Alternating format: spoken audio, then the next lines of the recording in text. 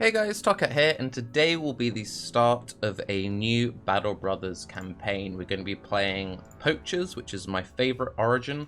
We're going to keep each episode to roughly 40 minutes, and we're going to play through as far as we can, hopefully learning some things along the way. We're going to be going for expert difficulty, but we'll go for easy everything else when it comes to economy, because I've just found that I tend to prefer it. It makes the early game a little less grindy. And my big goal is to hunt down some Lindwurms for this campaign. So I haven't actually done a Lindwurm fight yet in my 300 hours. So our goal is to hunt down some Lindwurms. So we're going to go with the Lindwurm banner. Go for Nobles at War as our first crisis. I don't know anything about the seed. I do play on Unexplored map. Hopefully we get a good start. And let's begin. So, if we can get through the first crisis, excellent. But our goal is to hunt down some tasty Lindwurms, make some cool armor, and then just see how long we can get through. I'm still very much learning when it comes to Battlebrothers, but, you know, I've put a lot of time in. I've gotten relatively okay at the mid-game, and let's just see how we get on. So, whenever there's a dialogue screen, I will try and give you guys time so you can read it if you want to, but I will skip over most of them unless it's one I haven't seen before. So the first thing we're going to do is we're going to check and see what houses we got with, just because different noble houses have different hats. Yeah, these are three pretty stylish houses. I'm happy with that. As poachers, you always start with one noble faction that you have a cold relation with. Depending on the map layout, I tend to actually raid them early on. So if we see dragon lads, we might end up being raiding for them. Let's also see where we are in reference to the map. So we've sort of started in the upper medium, slightly to the upper medium left part of the map. Let's see how our bros started off. Okay, so we have Paranoid, which gives us a good chunk of melee and range defense. Ooh, started with a spear in the pocket. That was very lucky. 2 spears in the pocket. That's excellent. Okay, so hunters can roll up to 59 range skill, but 54 is fine. 57 is a good amount of life. I believe it's 50 to 60 on that range. Very good resolve. Resolve is often the main thing which can screw you up with these guys. They can low roll to like 20s, which is awful. I'm just going to turn the volume down just ever so slightly, just a tad. Make it slightly easier for me to think. So, he's pretty good.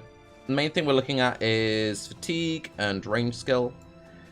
I will talk about builds later on. We'll just kind of see what we get. So here we have... So he low rolled on health. Did well on the resolve. With these range units, 40-ish is fine. I don't need to pump it more than that. 49 is the maximum that you can get as range skill on a poacher, so that's excellent. It has a little bit of melee. So it actually has pretty good starting melee skill. I sometimes do hybrid stuff. By hybrid, I mean I might give them like throwing weapons and then a one-hand. Both of these guys actually are pretty solid candidates. They've all rolled... I'm actually pretty happy with how all of these have rolled. They have good natural fatigue, good natural resolve, so we don't need to be like pumping loads of points into resolve early, which means that if we got a couple of like +3s to melee skill, we could put it in there.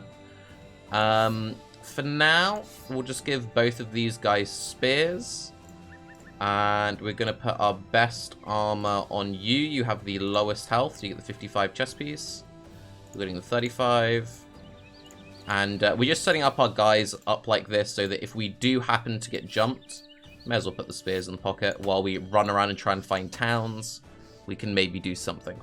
Now, this is a very venerable part of any poacher's start, is trying to work out where the nearest town is, because we always start in the middle of nowhere.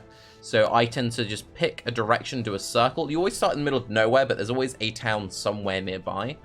So...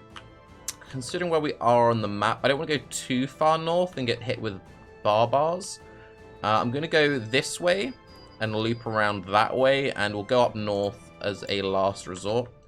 We're mostly hoping to go south a little bit in our travels here. Okay.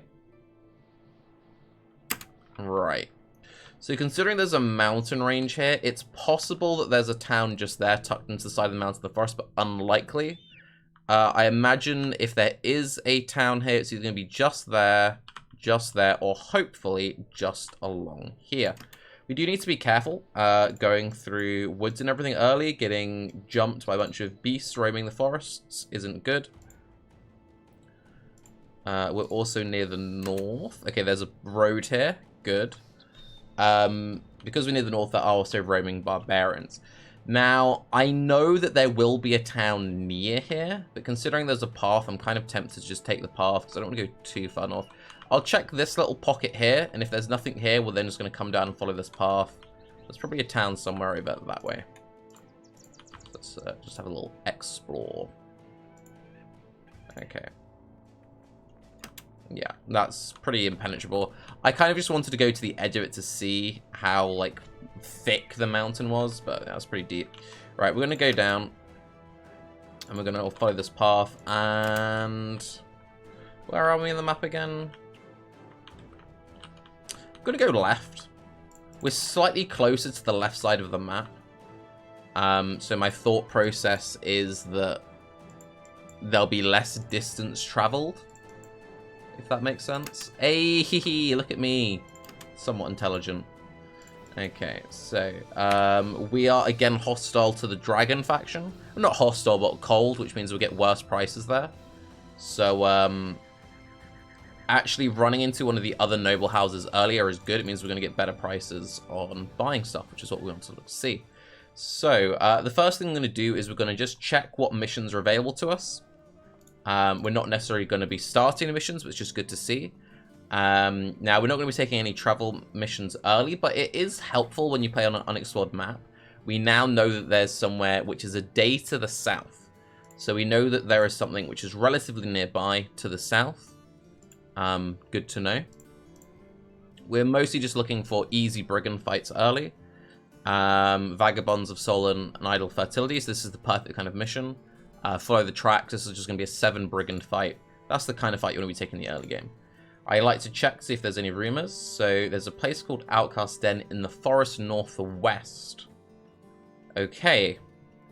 So in the forest northwest. So probably somewhere along here, actually. Maybe up that way. There's some sort of camp of enemies there. Good to know. Probably brigands. But you never know with these things. Ooh, I like Thieves a lot. The main thing we're looking for... Ooh, very cheap. So the main thing we're looking for is low prices. I don't really like spending more than 400 gold on day 1 bros. I want to get the most of my initial starting funds. We're then looking for backgrounds I like the look of, and we're then looking at their starting equipment. Okay, so from here, just scanning through. This thief at 200 is very tempting. 200 for a caravan hand is also very tempting. Those I would consider sort of like premium, low tier backgrounds. The day teller at 90. Day tellers are just kind of like a vanilla, just like they're whatever, but it's cheap. I generally avoid cripples. I quite like gamblers. Gamblers can be pretty good. They have very high base resolve. They make very good early bannermen. 220 is an okay price. This thief at 390 is a bit pricey. It's like, as I said, that 400 is my upper limit. But thieves are a very premium background in my mind because they start with very high starting melee defense. And melee defense is one of the most important stats. So if I was to hire anyone here, I'd probably hire both of the thieves, the caravan hand, and then for a 7th man, depending on how those guys rolled, I would probably pick up the gambler. If I want to go to an 8th, I would pick up the day teller. Minstrels could be kind of fun. They have some fun events, but anyway, let's see what's available in the marketplace here. Ooh, very good to see. So you always start with some furs as poachers, and I will usually sell the furs at the first place, which offers me like 350 gold. 416 is an excellent price. Excellent, excellent price. Very, very good. We can also see 200 gold for a warfork is a very good price in my opinion. Be very tempted to pick that up. No spears in the shop, but that's fine because we did actually start with 2 spears in the pockets of our poachers. There's some hats at a decent price. Could see myself picking up these 3 hats. Picking up this Warfork. And maybe that would be it from here. I usually check if there's any cheap early throwing weapons. There aren't any throwing weapons that I'd purchase.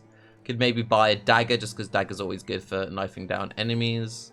We're going to need some food. I'd probably pick up this grain.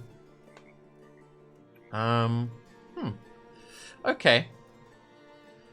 Let's start hiring and let's see what we pick up here. So, we're going to start off with Reinhardt. Also, I will rename people based on YouTube comments. So if you would like to be named, just leave a name suggestion down there. Let's go through, and we'll hire people one at a time and sort of analyze their gear as we go through. So as you can see, 12 starting melee defense is absolutely amazing. 40 starting resolve with triple stars. Very, very strong. Yeah, this guy's amazing. He could make an amazing tank. He could make a bannerman. This guy is excellent. People that I really like, I tend to put a... Whoops, I accidentally clicked out of the game for a second there. I tend to put a little asterisk next to the name just so I know they're really, really good. Let's also just strip everyone off because we will reallocate gear. We'll put our archers to the side. We're happy with all of them. You are very, very good. You're going to the far right. Okay. So, let's pick up the Caravan hand next. I tend to, just as a personal preference, I try not to like go crazy stacking the same backgrounds over and over again. I just like having a little bit of a variety. But this guy, 56 starting attack, brilliant. 41 starting resolve, brilliant. Again, a triple star. Triple star in health as well, really, really good. Decent starting fatigue. Only 1 starting melee defense. This guy, to me, looks like he could be great potential for a banner guy. Since he doesn't have high melee defense, we don't really want to be putting him in the front line super early on. We could very happily keep him in the back line with a reach weapon and just be pumping up the melee skill, the resolve, and the health like every turn, and making him a banner boy. Because we have now 2 characters with very good resolve, I don't think I'm going to hire the gambler. So he is no longer a priority for me at all. I would only consider hiring him if my initial like roster of guys, we didn't have anyone we could maybe do resolve shenanigans with. I'm going to go for the other thief. Oh, another 12 starting melee defense. Excellent. Okay. Again, low starting melee skill. That's fine. He's going to be a tank. Again, decent starting resolve. You do want resolve on tanks, but like we don't need to pump it that high. Low health, not great, but you know, solid. He's there is basically just to like eat up hits. So we've got 2 guys who they're just going to stand there, and their job is just to lock down the enemy. This guy we want to protect. We want to keep that guy alive, but can't be too choosy early on. We're definitely going to take that brigand quest. We need weapons. So we have 2 good melee weapons. The fine dagger is fine, incidentally. So we could actually equip decent weapons on our whole front line. I think I'm going to go to 8 men. I think I'm definitely going to hire at least one more. I'm going to pick up this Dayteller. Were there any other weapons in here? So I'm probably buying that Warfork. Probably buying the Warfork. Yeah, let's buying the hats as well. I'm gonna need the hats. Let's just wait. Okay, so let's see what happened with this Dayteller. He has Fearless, so he's got a very good starting resolve. Excellent. He's loyal. Fine. It means that, you know, if we were to run out of food or money, like whatever. Very low melee skill. Fine health. Decent starting melee defense, but very much like a whatever. Like, nothing fancy there. But you are excellent.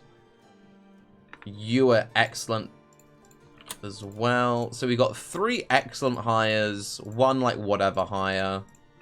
And then I'm pretty happy with the state of our ranged guys. Okay. So You we don't really care about. Sorry. I'm kind of tempted to hire one other person, shove this guy in the back with that Warfork. How much starting funds do we have? Do we have enough? I think... Let me just quickly check. I think I'm actually going to go for the Minstrel over the Gambler. But let's just double check what we can get out of the Minstrels. So I will bring up the overlay so you can see this as well. I like to just check the wiki now and again. So you can see that Minstrels have negatives to health and negatives to fatigue. Not great. I kind of like them from events, but compare that to the Gambler. The Gambler just has better stats. So I should just go for the Gambler, even though we don't need the Resolve. If we're going to hire one, just the Gambler's going to be more likely. And I guess theoretically, you know, we could always have like, you know, backup banner positions, or he could just be someone who... Maybe we just don't hire either. Neither of them are really what we need right now. Maybe we hire neither in this case. If I wanted just another body, possibly the Cripple. Maybe we just save our money, actually. Kind of all these are a bit of a premium. Don't really be throwing money away on that stuff like that. I'm going to buy the Warfork anyway.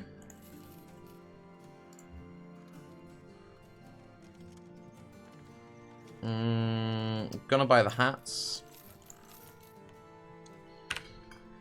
And let's throw some gear together.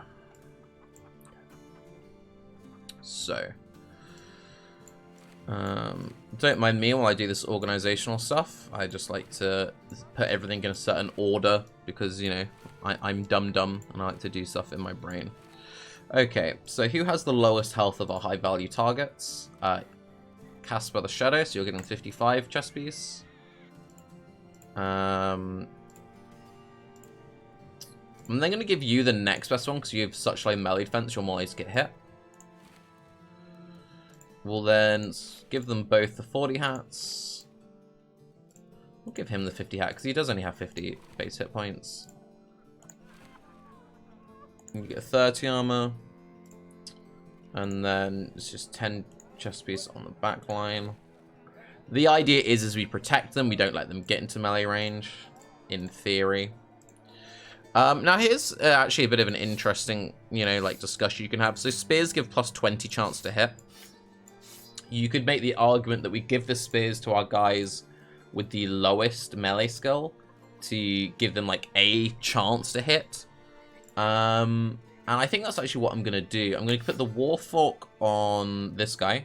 He has the highest melee skill. He's most likely to make some use of it. And he can, from his position here, he can reach and protect both of these guys that we care about. They're both getting spears. You don't care about, we're just going to give you the dagger. You might be able to do something. And then I'm going to put daggers on the pockets of my guys on the back, in case they do get engaged upon. And I've split up the hats this way because if someone was to come around on the flanks, these guys are more likely to be engaged upon. Yeah. We may as well put a bandage in your pocket just because. Would I spend any more money buying anything else here? Not really. 113 gold for a 50 armor is fine. I would shove it on him, and then that just shoves a 30 armor on our back line. It's kind of like nothing that meaningful. It could make an argument for buying shields. Be buying shields and shoving them on. I'm gonna buy that last dagger.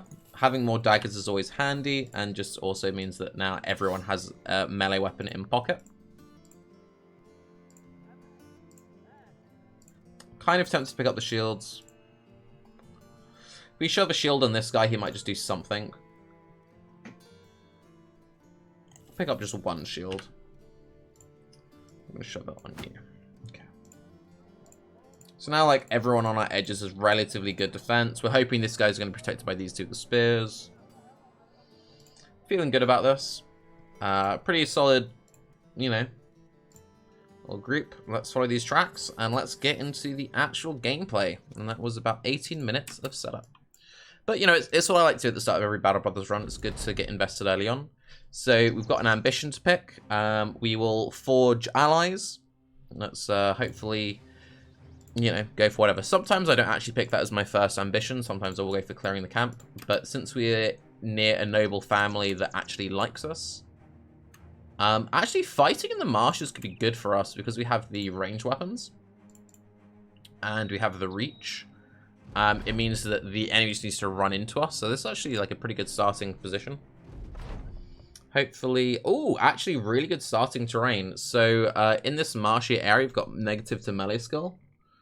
Unfortunately, this guy is just in like the bog. But if we reposition ever so slightly, we're good. And also it costs 4 AP to walk through this. So that means they have to walk very slowly while we're just throwing projectiles at them. Let's work out who the main threats are. So there's a 7th man somewhere in these bushes that we can't see.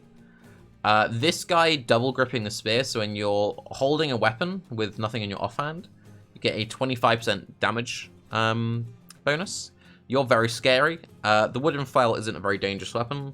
The club isn't a very dangerous weapon. It can be a bit annoying with the stunning it can do as its secondary ability. This guy with the flail is actually quite dangerous. And also, unfortunately, he's on the same side as our guy with the shield, and flails can ignore shield bonuses. That's quite unfortunate. The dagger, the tier 2 dagger is also actually quite scary. Their specialty puncture bypasses armor. So I would say this guy and these two are the main threats. We don't know who's in there. He can just straight up end his turn unless we're going to move. The only reason not to end my turn would be if we were to move so that none of our guys are on this ground. But we kind of want to fight them. I could maybe do something where I move up along this way. Have him in the back, move that, move everyone along. This reposition is a little irritating. Because it means that we're like gonna spend turns oh no.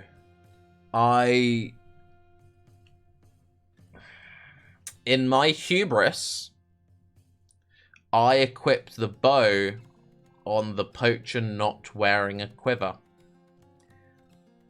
That's quite a big mistake. That's really bad.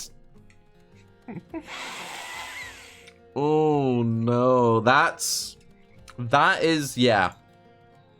That's what happens when you rush. Okay, it's fine. It's fine. He's gonna pull out his dagger, and he's gonna oh god, oh god. That's not ideal. That is less than ideal.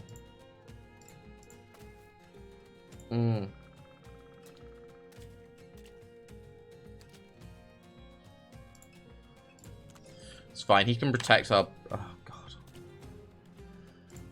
Right. Good thing I gave him a dagger. Okay. So, 4-8. They can actually move up on us. So it'll be a spear wall and pass kind of vibe. They're probably going to try and come along this way or come along that way. You're just going to wait. And you are just going to throw stuff at them. So we'll go for you. You've got a slightly higher chance to hit. 29s. Double miss. So wait on you. You are going to pull out your dagger. They're going to try and like circle around. Okay, have we got any good shots? 34%. He's a threat. We're going to go for it. 34. Good shot, mate. Very good shot, Adalbert. Okay. They want to circle. They don't want to be fighting on this terrain. Oh, that's awful. That's a really, really bad play on my behalf with that whole thing, but it's fine. Okay, that's a bit unfortunate. Wait on you. Wait on you. Excellent. So that kill re-enables his spear wall. because when they move up in someone with spear wall, it like disables it. So they're probably just going to keep swinging around. So 6%, 29, 26. We're going to go for the 29, and we've remembered that he's in there. Good to know. I'm going to refresh the spear wall. Also considering maybe swinging round this way. But we'll just refresh the spear wall for now. They're probably going to come along the sides here. But it means they're just spending more time not attacking. Just giving us more time to just shoot arrows into them, which I'm kind of fine with. He's the bigger threat with the axe, but we'll take the better shot. 49, good shot. Okay. He's fine there. We can stab him next time with our pole arms. Good, excellent knockback on that spear wall. And you are going to stay there. I'm very worried for this Torvald. Very, very worried. He acts in 3 turns. I think I'm just going to move into him so he can't swing around.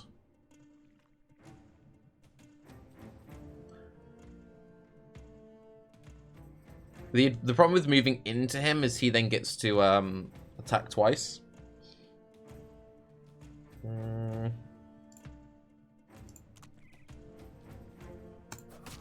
Got the hit though, excellent. He's got better equipment, so he should just win a 1v1 there. Am I moving you? No, you're just staying put. You don't want to move because you'll be moving into murky water, so you're staying put. You're stabbing. That's a shame. That's fine though. Okay. So you're waiting there. You're going to take the shot. We're worried about them coming around the side. So let's take the 56. Excellent hit. Excellent, excellent hit. You're going to take your stabs. Another nice hit, mate. Okay, very good. We're worried about these guys coming around. We're not worried about you. We are worried about you. You also have 2 turns. Go and get 1 hit, mate. No, never mind. I'm kind of tempted to... We have this guy in the flail just hiding in the bushes there. He's probably going to move up 1 and swing.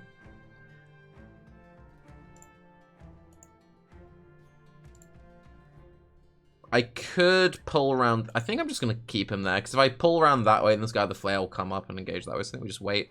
I'm not going to re-engage the spear wall. I think I'd rather just attack twice. Good, that's a miss. Excellent. Double stab. Okay, cool. He's moving around. Excellent, he's not doing anything. That's all fine. Your priority kill... he can move up and stab 1. He's dangerous. But he can't attack twice. This guy can attack twice next turn, so I just want to get him down. Excellent. Adalbert's been doing really good with his shots. Really good shots. It's all fine. He's... Oh, that's fine. Stab and a stab. Double miss, that's alright. So you're there now. So we're not going to move into the murky water. We're pretty happy with this back line. He should die quite quickly from a stab from him. So in this case, we're happy to just spear wall and end my turn. He's still doing nothing. Open with a stab. He's down. No worries anywhere. Could move up 1.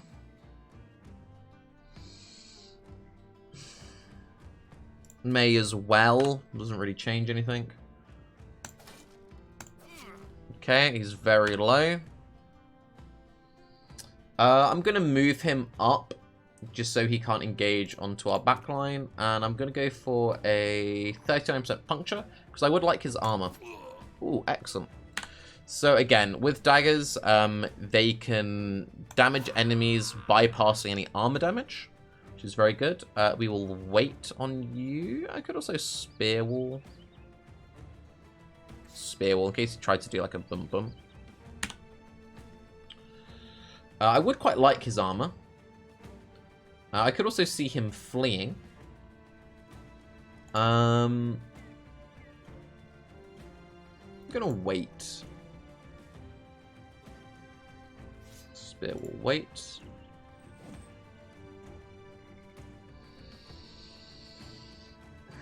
I think this guy might just flee. Those two are fine to just dance. I don't think I need to. I think I'm actually going to take an aim shot, try and get the head. Ooh, he's fleeing now. Excellent. So aim shot has a bonus chance to hit head. So we'll just kill him now. You bashed up his stuff pretty hard. Excellent. He's fleeing, so he'll just run away. So now we just want all our guys to surround around on this guy and stab him down. So let's equip daggers and just slowly move in on him. Do you have a dagger? You do not. Are there any daggers on the floor that we can pick up? We'll just drop a bunch of bucklers. We'll just move him around. Get some surround bonus. Double miss. Excellent. I don't actually think I've got daggers in the pockets anymore, but my ranged units. And obviously this guy who's dancing at the top. In that case, let's just hurry up and get him down so this dagger unit can move over. We also want to feed XP to this guy. Whoever gets the kill gets the most XP. So slowly move him around. It's all fine.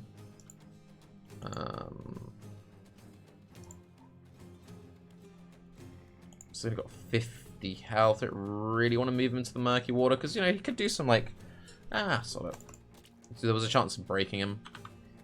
His weapon really isn't that threatening, and he's exhausted, so he can attack once per round.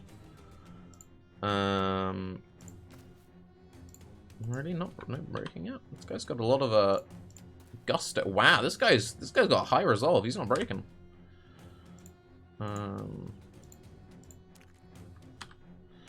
Okay. Alright, one of these guys at the stab should be able to get him now, though. There we go. Now he's breaking. Cool.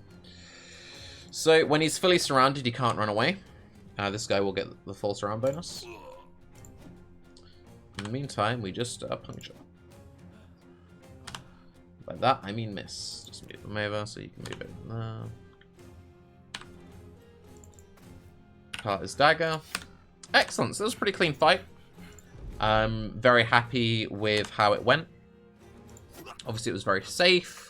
We had the good, you know, take on when we took them in terms of terrain. Perfect place. And we got another shield out of it. But most importantly, we got a 55 armor. Shame we didn't get any weapons. It would have been nice to pick up like another spear or something.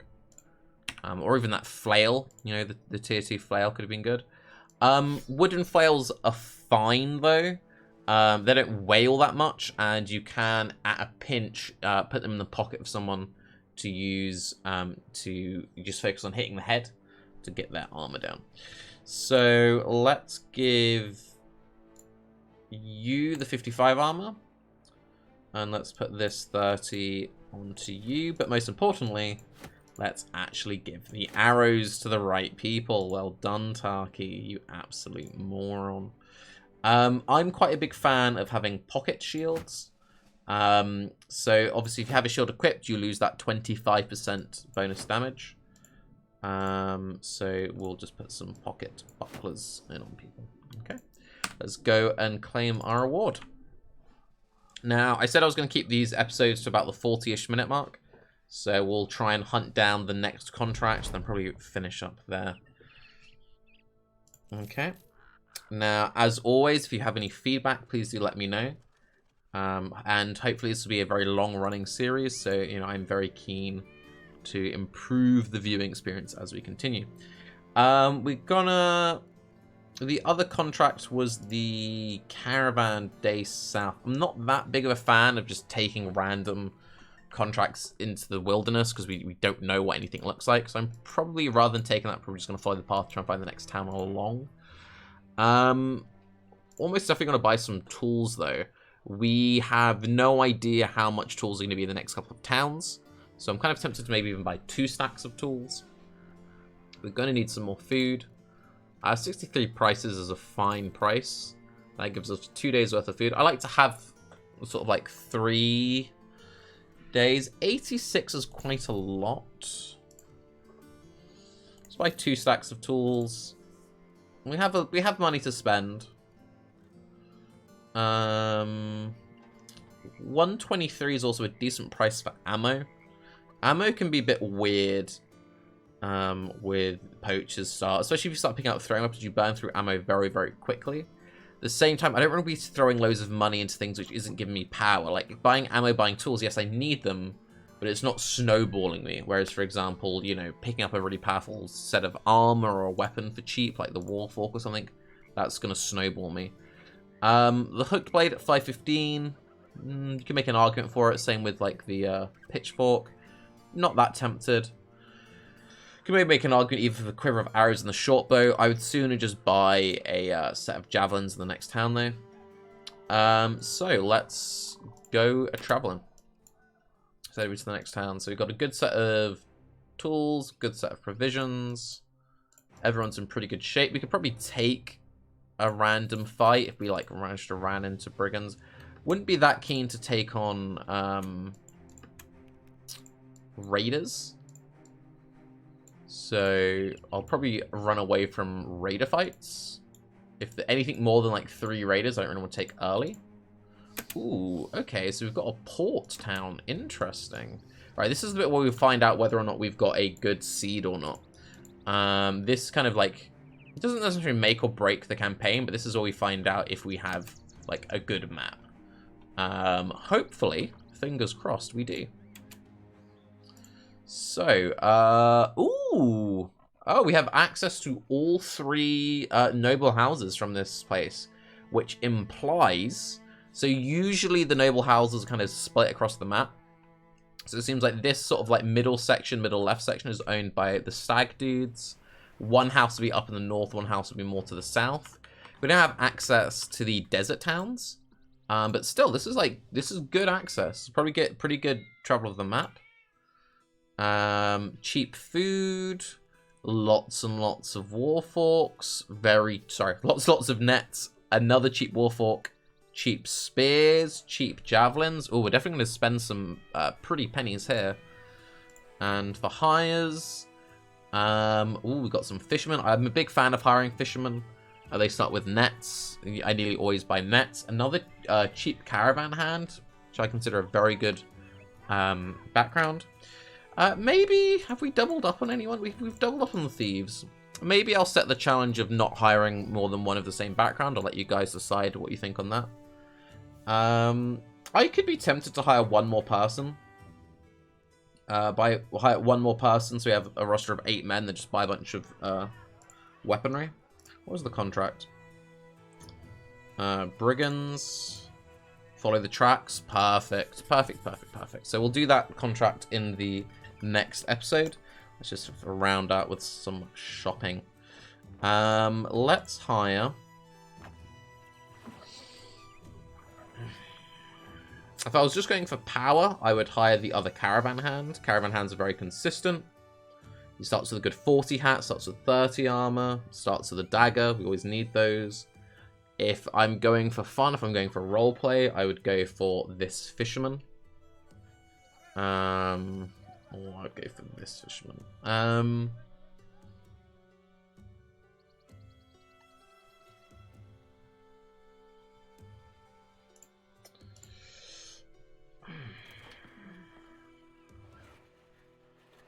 I'm buying the spears.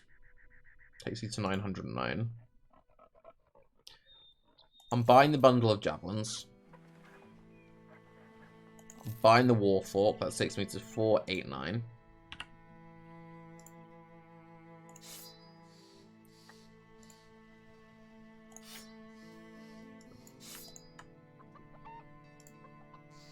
Alright.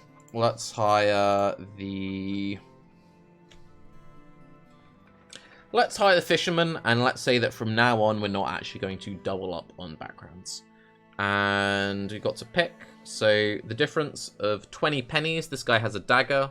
This guy has 30 armor. What do I value more? We currently don't have spare 30 armor, but we have got daggers going about. So I'm going to go for the guy with the 30 armor. And he's got a nice little mustache. Let's see. He's got sure footing, so he's got good starting melee defense. He's got decent starting resolve. 53 melee skill, 55 hit points. I dig it. I dig it. Let's do something that I like to do. I like to put all my damage kind of like on one side. And then you can kind of do some like fancy flanks. Let's give you another militia spear. And let's make sure that everyone has pocket bucklers. May as well give him a buckler to wear. Throwing weapons until you get the final perk down here. They don't get any bonuses for having stuff in their offhand. Alternatively, he should probably be the one starting with the net. This doesn't hurt him to carry it. And just sort of have that there. So you can happily throw that from the back. I'd probably rather him doing damage. If something's in net range, they could be in javelin range. Yes, so that is the first episode. Let me know what feedback you have.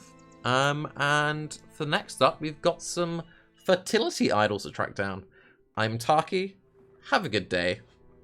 Bye-bye.